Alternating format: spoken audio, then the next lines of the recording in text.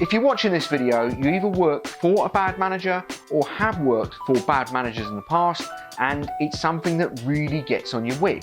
I personally have worked for people that you think, how on earth did they get into management? And I've had every management job through, from junior management, regional management, senior management, whatever, and I even run my own company now. I'd like to sit there and think that I've seen enough to be able to answer a question like this. And the fact of the matter is, and this is being really polite, 80% of people that go into management are crap. They're just not good at the job. You hear so many comments from what we have on our videos and other people I spoke to down the years who ask the question, why are there so many bad managers? How comes there are people that are terrible? So I thought I'd do a video exactly on that. Why are there so many bad managers? So if you haven't seen the channel before, we do videos aimed to help employees, and that's employees either in employment or those seeking employment. The purpose of the channel is to be very honest, very real, and tell you it as it is. So let's get to the purpose of this video. Why are there so many bad managers? To answer this question, I think it's probably best to start off with some relatable examples. We've all been in positions where we've had bad managers, but what exactly are those situations? What am I talking about? When I look back and I think of my first experience of bad management, I remember being a 17-year-old working for a high street catalogue retailer. I won't name the company, but you're probably going to gather who it might be. I remember working on the refund counter. I was refund trained, so if someone came in and they wanted to return an item, they would come to me. And what I was told by my manager was, here's a list of things and items you do not refund. If it doesn't abide by this, for whatever reason, certain items are exempt from a return item, we can't resell them, whatever reason, once they're sold, you refuse the refund. Don't come to me as soon as I go, can I see a manager? You try and stand up for it, you try and argue the point. If obviously they keep coming back to you and they go, look, I'm not leaving until I speak to the manager, fine, come and get me.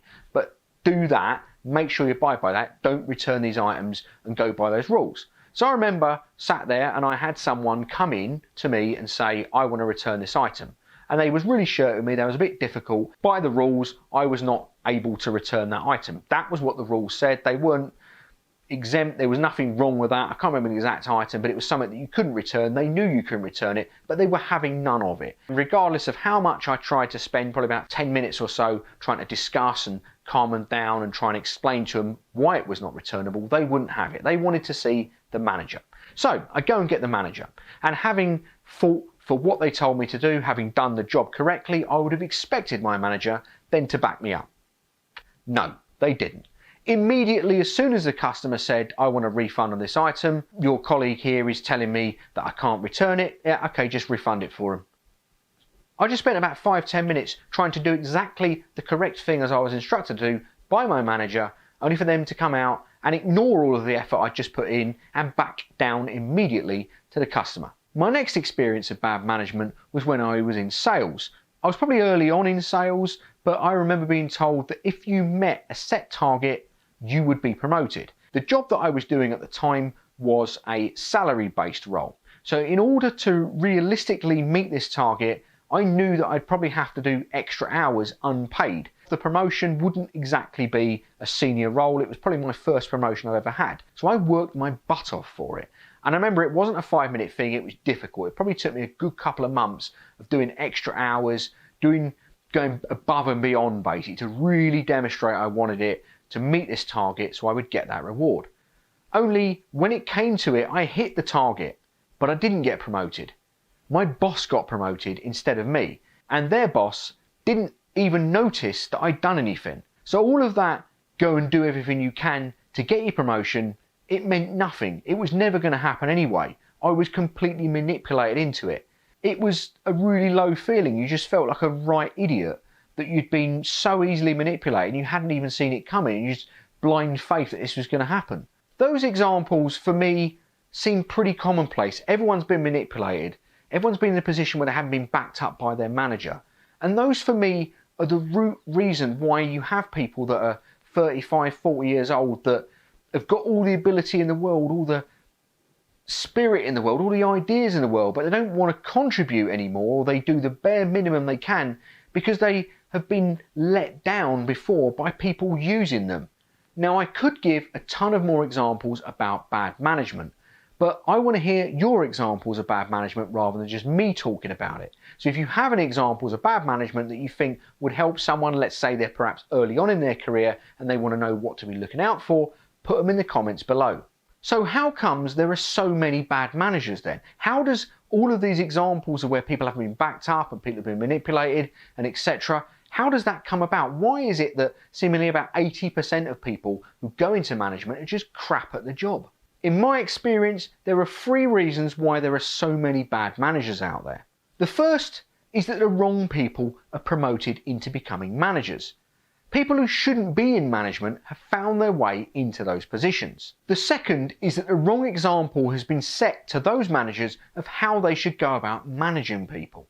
And the third, well, it's a little bit more complicated. If you're a first-line manager, you don't really have much power to do anything, and your boss can therefore make it almost impossible for you to be able to do a good job. For example, if you're called into a meeting with your boss and they're telling you that you have to manage your staff or set a certain ruling with your staff, even though you know it's going to upset your staff, if you don't do it, your career in management is basically not going to go much further. If you do it, your staff are going to think you're a terrible manager.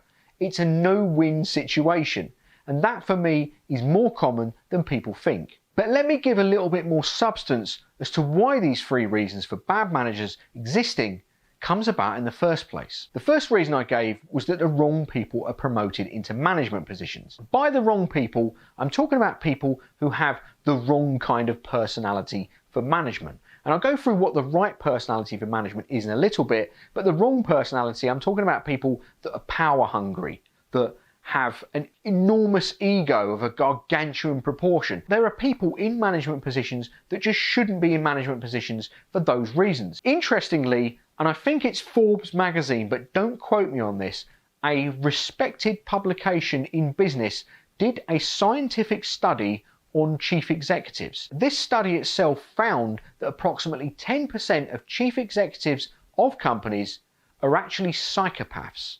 Yeah, I'm not joking about that. I know that sounds a bit mad, and trust me, they don't go around dressing up in their mother's clothing, stabbing people in motel rooms, not that kind of psychopath, but they have psychopathic tendencies. They tick the boxes you would need in a psychiatric assessment to be considered a psychopath. You probably have worked for a manager that you think, they seem like a psychopath, and that study found that they may well be one. The second example I gave was that the wrong example was set to your manager of how to manage people. This is quite easily done for the simple reason that if, let's say, 80% of managers are crap at the job, well, if they're training other people to be managers, then if they're crap, they're training them to be crap. You see the pattern. And the third example I gave was where a manager is in a position where they're forced to do something by their bosses that make them look like a bad manager or make them do things that are examples of bad management, even if they didn't want to. And I've been in a position where I remember in my career coming up where I was told on a few occasions to do things that were just, you knew they were wrong. I knew they were just not the right things to be doing, but if I didn't do them, I would be shafted from my management career. I wouldn't get anywhere and I wouldn't learn anything. I wouldn't better myself and become or be able to become a better manager in a position that could do the right things.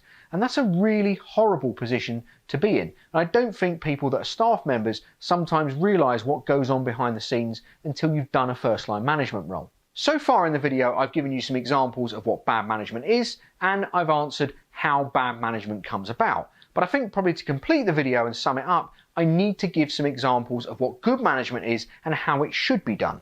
For me, anyone going into a management position should understand and abide by the following criteria. The purpose of a manager at its core is to facilitate an environment where the people that are working for you can do the job they need to do to the best of their ability. But the key thing is that they're doing it not because they have to or because they need to, but because they want to. People do things for 3 reasons. They do it because they have to, they need to, or because they want to. If you have an environment where staff members are only doing the job because they have to do it, or they need to do it to be able to get paid at the end of the week, if they're doing it for those reasons, you're never really going to get excellent performances out of them. Those people aren't going to enjoy the job, they're not going to feel a sense of worth, they're not going to feel a sense of purpose. If you create an environment where people think, Even though the task itself I might not necessarily like it, I like working for this manager. I like the team. I like that this manager is backing me up. I like the environment. I feel part of something. I feel the work that we're doing holds a value. That is an environment where all of a sudden you're going to get better performances because people want to be there. And your core as a manager is to create an environment that is as close to that as possible. The second thing that a good manager should do is making sure that they understand that good management is about being responsible for your staff, not your staff being responsible for your ego. There are so many managers that want staff to massage their ego, and this is why you go into companies and you find yes men and yes women. You'll have managers that will have terrible ideas, that have no real clue of what they're doing, and yet all of their staff around them are going, yes sir, oh that's brilliant, yes madam, that's a great idea, even though everybody else out of that circle is looking at it thinking, that's a terrible idea, that won't work. You have to understand that in that environment, your job is not about having a good ego and your ego being massaged. Any manager that goes into a job that makes the mistake of thinking your staff are responsible for you is doing the job wrong. If someone is spending the majority of their waking life at work, your job is to be responsible for them and they need to know that you give a damn about them. 3. Never ask your staff to do anything that you wouldn't do yourself. There are so many examples of managers telling staff to do something when they wouldn't do it or haven't done it themselves. And that's completely wrong. If you're asking them to go and do a crap task and you wouldn't do it yourself, that's terrible. Why would they sit there and have any respect for you? People have got to do tasks that aren't pleasant, that aren't nice, they don't want to be involved with it. They're happy to do it, or at least they can comprehend to do it if their manager has done it or does it on a regular basis because they can see it. 4. You'll only ever really gain respect from your staff when they know that you have their back. And this isn't just when a customer is being difficult to them or when another staff member in this team or even another manager from another department is giving them a hard time and you back them up. In those circumstances, it might also be when they have something personal in their own lives going on outside of work. And they can see that even though they know your priority should be the numbers, the results, meeting target, you've actually said, no, I'm going to put all that aside because the priority here, the real priority, is you. 5. If you have set a standard, make sure that it is done. And that's not going around with a clipboard saying, right, have you done this? Have you done that? That doesn't really work. You're talking about people behavior here, and you're talking about people management skills, people skills, okay? The prime example that I would give you is that when I worked in retail, when you're doing a close down at the end of the day, everybody's got a job to do. Some people will be sweeping floors, some people will be cleaning counters, some people will be cashing up tills. But what you don't want is all of a sudden one of those people not doing their job correctly, slacking off, leaving it. They're chatting at the door, they're already on their phone, they've taken no real notice of doing the job that they need done. And bad managers shine out like a sore thumb right here because what they'll do is they won't challenge that person. They'll let that person get away with it. All of your other staff members that are there doing their job correctly, they're going to see that. That's going to cause resentment. And they're not going to be particularly happy that the manager has asked them to do a job and then when someone else hasn't done their job, that they haven't sat there and upheld that standard.